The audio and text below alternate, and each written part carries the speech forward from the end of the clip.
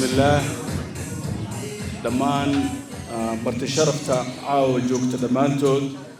مدح حوري مدح حد جرتابة دمانتين iyo ardayda dhalinyarada barnaamijka soo qayb gashay ganacsatada habeen wanaagsan waa run waqti dambe ay joogtaa waqti badan inaan qaato ma rabo dhowr meel buu rabaa inaan ku bilaabo mid waxaan rabaa inaan ku bilaabo mahadcelinta oo mahadcelinayo xarunta oo jaamac guud ahaan dhalinyarada ka shaqeysa howlwadanada jooga macallimiinta hawsha soo wada muddo waxaan leenahay waa ku mahadsantihiin abaalna waan idinkaga haynaa waxaan si gaar ah u amaanayaa walaashay Fawziya Jaamac Yuusuf oo xaqiiqdii waqti badan gelisay Firdawsa iraado waqti badan gelisay Firdawsa iyadoo maqanaan aniga la soo magacaabay isma arkin laakiin markaan ku imid dhaqanka aadan u xiiseeyaa wuxuuna yahay nolosha bani aadamka ku xiran cid aan dad aan dhaqan lahayn waa dad aan jirin marka waxyaabaha wuxuu ka mid ahaa muhiimada qaaska aan siinayo marka ismaanan arkin iyada laakiin dadkii ugu horeeyay ee aan xarunta kala kulmay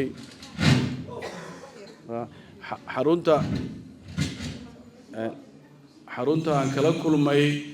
waxaa ka mid ahaa Xafsa iyo Ikraan iyo tiimka la jooga ayaan isbaranay oo xaqiiqdii howlihii ugu horeeyay isla qabanay markaan la kulmay dhahnay dhaqanka Soomaaliyeed waxaan rabnaa inaan soo bandhigno marka barnaamijka ay qabanayeen waa kala qayb galay barnaamijka safaaradda qabanaysan waa ku casuumaynay waxayna muujinaysaa muhiimadda oo centerkan leeyahay waxaan sidoo kale si aan u dhiirigelin dhalinyarada dhaqanka barnaamijka soo safaaradda qabanayso dhaqan ku saabsan kooxaha matala dhalinyarada waqtigooda geliyay kamid ah kooxda horseed ayaan ka soo qayb galay waxayna taasal u ahayd muhiimadan siinayna dhaqanka waxaan leeyahay Soomaaliya taariikhdan ay soo martay oo kala nooc ah waxaan ku jirnaa waxaan moodaa xilliga dahabiga soo noqonay Soomaaliya soo maray caalamku indhoon ugu haya waxaa la dareemaa horumarka la sameynaa ummadda Soomaaliyeed ganacsiga meesha aan ka gaarnay wanaagga u marayo dowladnimadeena soo noqonayso dadka Soomaaliyeed oo ka sii baxay qabiilka marka dhinac ka fiirsato ganacsiga Soomaaliyeed isdhexgalayo dadkeena qurbaha tagay oo noqday dad bisil dareemo muhiimadda dhaqankooda oo leeyahay goolo badan ka gaar marka waxa ay muuqato in isbedel xoog loo ku socdo shakhsiga qofka Soomaaliga ah inuu isbedel xoog loo ku socdo dhaqanka Soomaaliga ku socdo dadnimadana ay fiican tahay waxa dareemaysaa marka Nairobi ilaa dhowr boqol safaaradood joogo yani xilli waxa jirta qofka Soomaaliga oo ahaa qof iska dayacan hadda waxa u malaysaa dareen aad u qurux badan ay jiro oo meelo badan ka imaanay marka xilligan dahabiga ah ee dib aan ugu noqonayno waxa inuu barbar socdo ay tahay dhaqankeena inuu dib u kaco hadduu dahabiga socdo oo wanaagan qabanayno sharafkii Soomaaliga in la iibshay u baahan tahay waxaana leeyahay xarunta oo jaamac howlaha ay qabatay amba ay salka u bilowday waxay gobol xaar u tahay xilligaas dahabiga ah in aad looga fikiro in aad looga shaqeeyo in anagu waqti badan aan gelino ayaan qabaa waxaa jirtay last year bishii May ayaan waxaan la kulmay directorka oo National Museum-ka Mary waa sheekaysanay waxaan ku yiri waxaan rabnaa inaan exhibition Soomaali ku sameeyno National Museum-ka Kenya waxaan rabnaa inaan qaadano building qayb ka mid ah waxay igu tiri waa markii ugu horeysay oo la yiraahdo Somali culture iyo art exhibition aan ku qabanaynaa marka maalinta hore wareejisay waxayna geysay meelaha dhirta lagu ilaaliyo waxay baraysay museumka ugu wareejinaysay marka waxay geysay meesha horticulture-ka ah oo lagu haayo dhirta marka waxay tiri ninkii baa wuxuu soo qabtay by accident wuxuu soo qabtay qayb kamid oo soo qabtay markaas uu yiraahdo waxaan taariikhda ay leeyihiin waa geed ka soo baxo ceergaabo oo laga soo qaaday 1927 macnaha marka يعني museumku wuu haystaa culture-ka Soomaaliya laakiin cid u tagtay oo challenge gareysay tir maxaa haystaan male waxaan isla go'aansanay inaan xarunta ku qabano exhibition oo ah hal bil ah oo bilaabanayo 27 bisha June dhamaanayo 27 bisha July oo ku soo aaday xilligii waqtigii weekii asbuucii Soomaalida laakiin bil soconayo adiga negotiation dheer aan galnay qarash nagu judge gareysay nin oday Allah khayr sileera Ali Saciid Kate ayaan u yeer aragnay Ali Saciid wuxuu asna Ilaahay khayr ku siiyay wuxuu haay hanti badan oo hanti Soomaaliyeed ah oo sawirro iyo dhaqanka Soomaaliyeed ah asagaan u yeernay frame aan gelinay lacag badan aan ku bixinay barnaamijka meesha geynay dan waxaynu ku tiri maadaama dhaqanka Soomaaliya ay tihiin meel yaro oo museumka aan siinayna marka waan ka doodnay waxaan u baahanahay meel aad u ballaaran Ali Saciidna waxaan ka codsaday wax kasta oo heli karo ilaa iyo 100 pictures oo historical meesha inoo keeno qaar still pictures ah iyo qaar art ah 1972 78 waagii Soomaaliya ahayd wax lagu soo bandhigi jiray sawirada lagu soo bandhigayo meesha la yiraahdo Paris iyo Milan iyo alaabtii buu hay alaabtan keenay Allah qeyrsi presentation asmeed marka waxaan ka go'aansanaa ku niri waxaan qabsanaynaa waxaan strategic waxaan qabanaynaa meel la soo dhaxmaro waxay tir meesha qaali way lacag ku bixaysan bixinayna sababtoo wax kale ma waxaan rabnay museumka marka soo gasho waxa inaan ku qasbanaad Soomaaliya dhaxbarto waa qabsanay barnaamijkan sameynay gabadha xogaa shaki baa ku jiray oo jaamaca u yeernay maalintii aan sameeynay barnaamijka ayaga barnaamij noo sameeyay Khadiija Fooday iyo cuud baa meesha ka daarnay museum ka sameeynay asagana buug u diyaarshay catalog oo aad u qurux badan oo professional ah masawirkii buuggii cataloga fiirinaysa wax leeda picture hebel number hebel meesha ku saran yahay taariikhda meesha ku taalo waxay aad waxaan caadi ahayn waxa timi ilaa 75 safiira meesha keenay madax badan timid barnaamijkii markuu dhamaaday inta meesha u socdo sheekada dheer barnaamijkii markii aan bishii ay ka hartay 10 cish ayaa waxa ii yeertay gabadhii directorkeed waxay tiri ma la qaaday alaabta way oo leeysan museumka oo maxaa dhacay lacagna ma idin ka rabnaa ka cafineynaa at least noo ogolaada bil kale inuu yaalo waxaan ku dhahnay maxaa dhacay waxay tiri waxyaabaha ugu xiisaha badnaa ee la helay ee la arkay ee Soomaali la arkay waa muhiim waxa jira picture oo jiro astronaut Mareykan ah qolada aadama taqaana hawada sare ayaa safaaradda Mareykan marti qaaday wuxuu yiri waxaan rabaa inaan soo arko museumka Kenya wax badan aan soo barto markuu yimid waxa la Somali exhibition ka jiro bishi ay ku dareen qarash ma bixinayno wax ma bixinayno dawladda la wareegtay waxay dhamaan anaga rabno sababtoo ah damoor uu si yaalo dad badan soo daawashadagay marka laftu waxay ka arkay interest ka arkay laakiin meesha marka dadkii Mareykanka ah European-kii oo la isku sheegay article laga qoray in dhaqanka Soomaaliya la soo bandhigo muhiimadu wuxuu lahaa istaraatiijig aan caadi ahayn sanadkan ma inaan sameynaan rabnin oo masuul gelin laakiin eventually wuxuu u baahan yahay kalka joogtada ah markaan barnaamijkii dhamaaday bil kale ku dar dhayn waxaan bil kale ku bedeli karno dadka ilaalinaya oo alaabtan qabanaya uma hayno qalabkana kuma hayn karno meesha oo muhiim u ahaa laakiin waxay taa muujinaysaa dhaqanka oo jaamaca waxay ahaayeen markii dadkii garabka igu siiyay oo igu taageeray la joogay igala qayb galay waxayna muujinaysaa karaamada ay leeyihiin waxa kale oo iyadana barbar socday oo barnaamijkaas barbar socday barnaamijyo waaweyn oo qabanaynay oo intooda badan culture-ka la xiriira oo jaamaca qayb ka ahayd waxa kamida markii barnaamijkaas waxaan ku marti qaaday governor Garissa Nadiif Jaamac Nadiif waxaan ku yiri imaam Nadiif ay yimid waa ka qayb galay actually habeen maalintaas go'aan wuxuu gaara ah in Garissa festival la qabto waxaan qabanay 2 bil ka hor waxaan ku qabanay Garissa festival Mustafa Agjaro ka socda galinka anagoo Soomaaliya ka soconay xaflad waxa ka dhacay barnaamijyo one day ah oo inspiration ka abuurtay kamida marka dhaqanka markaas aad dareemaysaa muhiimadda uu leeyahay dhaqanka Soomaaliga qiimaha uu leeyahay marka oo jaamac wuxuu noo yahay xarun qurux badan oo dahab ah oo na dhex yaala laakiin aan la qiimeynin ama aan la dareemeyn awoodda uu leeyahay waxa uu sameeyna 12 ka xaraf oo ku qoran meeshan shaqada la qabtay intee la egtahay muhiimad qaas ay leedahay waliba maadaama Soomaalida qurbaha joogta ee dalkan ku soo kordhayso Kenya oo ay yimaadaan dalkan dadka ugu badan hadda yimaada hantida gashada Soomaalida qurbaha ka timid dadkaas marka inta badan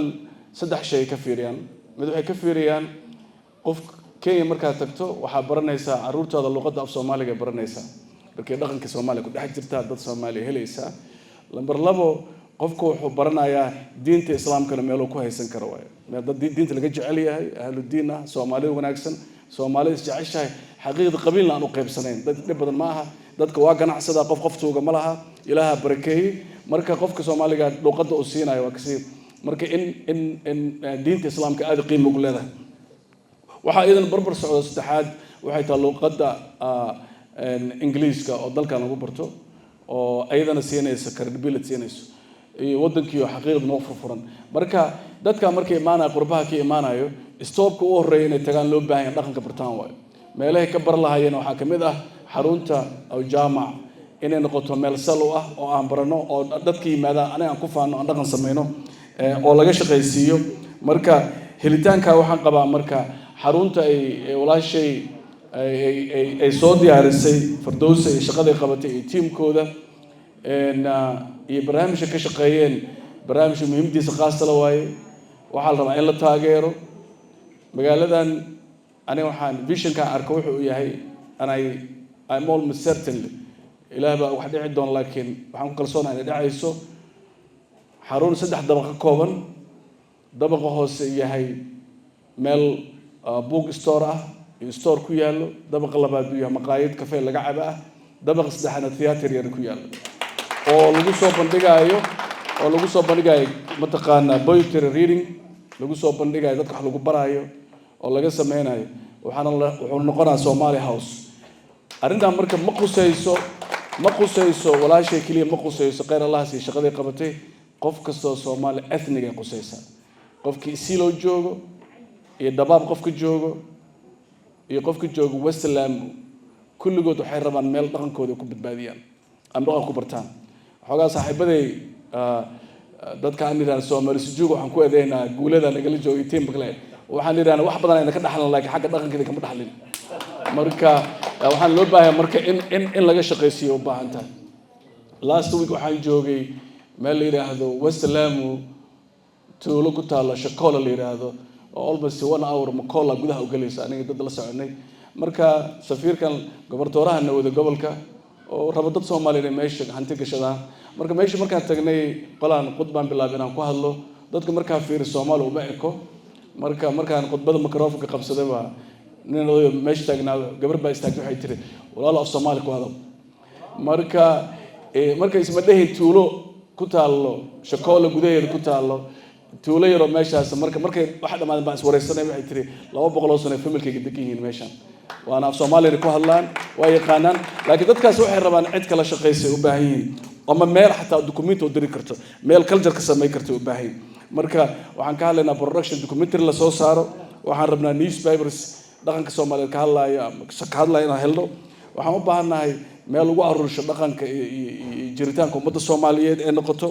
waxaan u baahanaa bookstore dadku hadda mugdahay waalidin yimaada bookta waa dadka waa isbarin laakiin meel lagu iibsho laftigeeda oo marka tiraahdo jaamacadda aad joogto leedahay waxaan rabaa dhaqanka Soomaaliya meel aan ka raadsado in laga sameeyo u baahan tahay waxyaabaha kale oo ka fikiraya waxa kamid ah wax la yiraahdo orchestra wax la yiraahdo oo ah dhaqanka laftigiisa oo hadda dhalinyaradan caawa waqtigooda galiyeen oo ay barteen ay ku dadaaleen quruxda badan meel lagu tababaro lagu kordhiyo laga shaqeysiyo waliba waxa macquul aniga waxaan aaminsanahay inay abuuri doonto jawi ay dhici karto qofka Soomaaliga hadii la yiraahdo for example waxa la dhigaa riwaayad Soomaali ah oo riwaayad dhaqan ah oo sophisticated ah wadankan way ka jirtaa waxba hadda meelaha ugu badan hadda waa la socotaa museumku oo qaba theater oo qaba gooni ah meel waxa jirta marka dhalinyaradan intay bil laba bil shaqeeyaan ay riwaayad ku diyaariyaan oo baaga oo culture ah oo qurux badan oo lacag lagu gal oo biilkeeda bixinayso marka oo jaamacayna lacagta iska bixin karo xarunta iska bixin karto dadka la jooga ka bixi karaan dawladda ay taageeri karto marka xaruntaas potential waaye waxa laga hadlayna waxay tahay almost 500 kun oo qofood wax ka badan aan ku qiyaasnaa inay ku nool yihiin Soomaali ah ee magaalada Nairobi haddii qofkii iska qaado 50 senti waxaan dhisa karnaa 3 center maaha dollar hataa maaha dollarkiiran ka hadlayna ganacsiga magaaladan ka jira Soomaaliya ka jirna 200 waaye intaan ku qiyaasnaa hadda oo dad fiican oo guul gaaray dhamaantood haddii xataa qofkii $10 bixiyo waxa la dhisi karaa xarun caadi marka malka hadaayo qof ina culeys saarno waxa laga hadlaa minimum maxaa bixi karta mustaqbalkaaga jiritaankaaga caruurtaada dadnimadaada karaamadaada marka caqli ma aha economicgii iyo dhaqaalihii dalkan qayb ku leenahay meel fiican aan marinaynaa dhanka kalena wiilkayga iyo carruurteyda dhaqankayga ma yaqaanaan dee caqli shaqayn kara ma aha waa doqonnimo aan jirin koostiga nooga baxayana waa wax nooga baxayna wax aad u yar waaye oo aad u yar waaye hadda qolooyinkan la yidhahda masaayiga dalkan ka jira waa dhexdaas dhibaataa gaartay dhaqankooda la baaba'shay si strategically bay u fikireen waxay dhaqankeennan waxaan ku sameynaynaa waxa la yidhahda commercialization of culture hadda dhaqanka ugu badan la iibsha ayaga meel kasta tagto calaamadooda tourismka dankan calanka lagu bartay waa masaay labiska daa qaadatid maanta lacagta ay ka sameeyaan waa billions of dollars ay ka sameeyaan I can only imagine aniga qiyaasa marka Soomaali dhaqanka aan qabnay quruxda aan qabnay waxa aan qabno oo aan si qurux badan u sameeynay waxa uu goy karo waxa uu sameey karo either different story wala meelaha aan tagno waxaan leenahay capacity link aan leenahay ugu dambeyntii July 1st waxaan qabanay barnaamijkii July 2deedaan ku qabanay 30 bisha dad badan oo kamid ah ka soo qayb galay significance kale ay lahayd oo dhaqanka la xiriiraan rabaa jasin aan keeno barnaamijkaas waxaan ku talagalnay ku qabanay KICC banaankeeda banaanka cidladaan ku qabanay dawladda markaan ka codsanay waxay dhahdeen maalin shaqo ah oo Monday ah in lagu qabto barnaamijkan waa adagta barkay subaxda iskuul la aada iskuulka waa la furay marka hadda ka dhigay dib u soo celish marka waxaan culture-ka Soomaaliya calanka Soomaaliya in la saaray May July 1st ma la dhaafi karo marka waxaan niri banaanka noqon marka meeqa u baahantiin waxaan ku niri 10000 madaxay qabsan waxay 10000 qof ma isku imaan karo waa ka banaanayaan 20,000 qof ay imaanayso sababtoo ah dalkan hantiyaan gashanay qarashan gashanay dhaqan aan ku leenahay waa celebration kan waxa waa significance oo kale marka dawladda Kenya waa special option NSS permission adigu dhibaan isla marnay waata badan ka marnay markii dambe rabaadan ku noqonay waxay yiraahdeen waa la idin ogolaanayaa waxaan ku niri marka lightka waxaan projection illumination aan ku sameeyno Kenya KICC ayada waxay yiraahdeen shaqaalaha ka shaqeeya gudihiisa nalka marka hadii la daaro gudaha hay'ad calanka ma soo baxay marka waxaan ku niri waxay yiraahdeen baarlamaanka Soomaaliya shaqadiisa la xiriirinka habeen idinka ruwaayad deganaysan Soomaaliya dadtiin macquul ma ayada negotiation dheer aan ka galnay way naga aqbaleen marka yacnaha marabaadan ku noqonay waxaan niri waxaan u baahanahay والله أنت كم ماك وحنج على لين fireworks سيدي 7 9 30 10 o'clock قبل مثلا ما يكره weekdays كنا معقول ما أنا weekdays كمان لو حرنا هبين midnight وما ليش شقاء ولا حساب بدماء على كنا صار يعني هذا takes long time أنا برامج كواقب أنا أعرفين one of the issue كصباح مركب معوقها يعني ضل يردي تيم اللي باتوكن يجارين هبين كنا لك مجال والد دمي حفيز كم دحين واحد سنة بربانك واحد سنة قبرتورا ونجسي ورجل واحد مني ده هو المجال القف كي جوا جوجي لا اسمه أركيني صوبته حر الكواليتي بكتك صباحي عالم كسومالي إنه صفة عن صباح أنا بنجلي هبل the point ما كان أصعد وهو ماشي أصعد وهو أها سودوين تاسوحي هاد كرامة قف كسومالي الله هاي not سفير كلي أنا I was pushing the envelope لكن I was using كرامة الشرف قف كسومالي الله هاي إيو لينك ماشي وحباهم كلنا سامينتان كلنا وحاول يجي هذا مركب رقمك مركب كمتي كرنا dawladda Kenya diyaar u tahay dhaqanka Soomaaliya gaarayna caawis waliba waxay ku sii qurux badan tahay gabadha madaxda ka ah BS ka ah arrimaha dhaqanka ee dawladda Kenya Ummi Bashir waa qof komitir ku ah shaqadeeda waxay tahay dhaqankii la ilaaliyo marka maalmood baan qabsaday waxa ay adiga dhaqankii adiga waxaan ku dhahnay adiga dhaqanka noo haysa ma fagareenaysa marka walaasheena u sheegay waxaan ku dhahnay Ummina u sheegay waxaan labadii la isku xiraan loo baahan yahay waxaan ku dhahnay inaan caawiso marka dhaqankii hadii dhaqanka Kikuyaha dhaqankii kale loojin kala caawinayo waa dhaqanka Soomaaliga marka waxaan ka dareemayaa in loo tiga laftigeedo ay rabtay in loo tago marka waxaan rabaa cid wax u diidan qofka Soomaaliga ma laha to the level dangar laakiin muhiimadda waxay tahay in laga shaqeysiyo in loo tago oo qayb laga geliyo dawladda Kenya waa gacan furan tahay xiriirka labada ka dhaxay aad u fiican yahay ganacsatada ay dadka Soomaaliyeed ku noolna guulay ka gaareen waxaan nagal rabaa kaliya in wax xirtaan ugu qaadatay aan xoog isugu geeyno centerkan oo aan xaruntan dhaqanka oo jaamac lacag loo waayay $300,000 ah 1 milyan Soomaaliya degan يعني resource goodan wuxuu gaaraa $2 billion qof laga aqsanayo oo ilaahay burta malaha simpos waxay u baahan tahay kaliya jidka la mari lahaa iyo wax laga sameey lahaa walaasheen waxyaabahan kula taliya waxa kamid ah in la helo board of directors oo ganacsatada soo galay ganacsatada Soomaalida waxa laga yaabaa qofku inuu wax rabo inuu bixiyo laakiin uu u baahan yahay kalsooni u baahan yahay ama priority aysan u ahayn laakiin qof Soomaali oo diidan dhaqanka Soomaaliya in la adkeeyo oo ganacsato ah oo dalkan jooga ama qof kale oo Soomaali iskool dhigto ardayda Soomaaliya fundraising ay diyaarin karaan waxaan samayn karnaa barnaamijyo cashooyin la diyaarin karaa lagu samayn karaa barnaamijka laga shaqayn karaa laakiin issue-ga walaashay waxaan aad iyo aad kaaga mahad celinaynaa ummadda Soomaaliyeed ay walaashay say sheegtay wasiiradda shukri ay sheegtay aniga waxaan aaminsanahay ummadda Soomaaliyeed waxa u tahay asad iyo wax la yiraahdo national treasury yani qiimaha ummadda Ingiliisay iyo dadaalka Ingiliis walaashay aad ku waafaqsanahay qof 24 hours soo jeedo maalintan ku soo wax iga lahashay arrin Soomaali bis iga lahashay waana adag dadka inay kala hadlaan marka waxay muujinaysaa effortiga Ingiliisay ilaahay subxaanahu wa ta'ala ajra ka siiyo waxaan aaminsanahay ummadda Soomaaliyeed inay xusi doonto shaqada aqabata adiga iyo teamka quruxda badan leh kula shaqeeyo oo real waqti badan galiya arrinta ay laga shaqeeyo ugu dambeyntii walaashay waxa noo dhigtay waxay ahayd kaarar yar oo lacag contribution ah qofkaas wuxuu awoodaa bixiyo si walaashay sheegtay kick start laakiin waxay noqon doonaa barnaamij dheer oo u baahanaa inaan qabano oo aan isugu nimaano centerkan waa badbaadada caruurtaada waa badbaadada dhaqankeena waa badbaadada muhiimka waliba waxaan aad ugu sii adkeenayaa former deputy governor saaxiibkay iyo xildhibaanada Kenyaatiga ah this not the business arrintan ma aha arrin Soomaaliya oo Soomaaliya ma aha arrintan waa qof kastoo Soomaali ethnic ah ayuu qusaysaa xildhibaanada saaxiibadeena ah Faarax Caaw wuxuu ku xayiran yahay dhabaab soo isheeg daaradaana ku dhacday inuu yimaado ahayd laakiin xildhibaanada kalena u yeerina si qaasa oo baarlamaanka ku jiro waxa la badbaadinayo oo jaamac center ma aha oo jaamac center of Somalia ma oo jaamac center ama xarunta waa xarun ummadda Soomaaliyeed dhaqankooda iyo sharafkooda lagu ilaalinayo lagu badbaadinayo idinkana waxa la idinka rabaa structure institution wax laga bedelo waxa loo baahan yahay xogaa level kale inaan gaarsiino u baahanayo ha noqoto la xisaabtankiisa ka shaqayntiisa center Soomaalida ka dhaxayso inuu noqdo oo dadkii ugu fiicnaayo Soomaaliya heli karo in loo helo meel fiican soo gaarsiiseen anaga marka ugu dambeyntii safiir ahaan sida hadda aan kula shaqeeyo adiga iyo teamka idin la shaqeeyo aniga sida adiga jacayl ugu qabto dhaqankan aad ugu dhawahay waa u nugulahay wax kasta loo baahan yahay diyaar u nahay safaaradda kula shaqeynayso diblomaasiyadda kula shaqeynayso horaan iskula shaqeynay laakiin waxa naga rabaa xildhibaankana waa jooga saaxiibka Siibad waxa la iska rabaa this center aniga waxa loo mooy karo yani wal aqliga